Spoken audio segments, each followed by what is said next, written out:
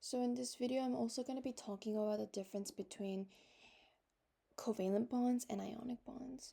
So first, covalent bonds are just like they share. So covalent bonds are bonds between molecules that share a bond or share electrons. However, where is ionic bond? Right. An ionic bond is not necessarily the sharing of electrons, it's more of like the giving and taking away of electrons.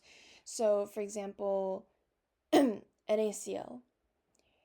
Na and Cl are bonded ion, they have an ionic bond. But this does not mean that they share an electron. Rather, the chlorine just takes the entire electron to itself, and sodium just loses one electron completely.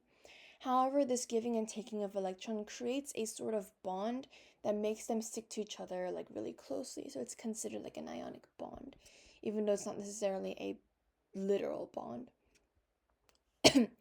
However, covalent bonds are just bonds between two molecules that literally share an electron or more electrons.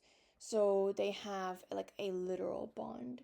But that is like the biggest difference between covalent bonds and ionic bonds. And also, ionic bonds are between uh, metals and nonmetals, while covalent bonds are between nonmetals and nonmetals. So you can just think of it as like CO2. CO2 is a covalent bonded molecule, and C and O, like carbon and oxygen, they're both nonmetals.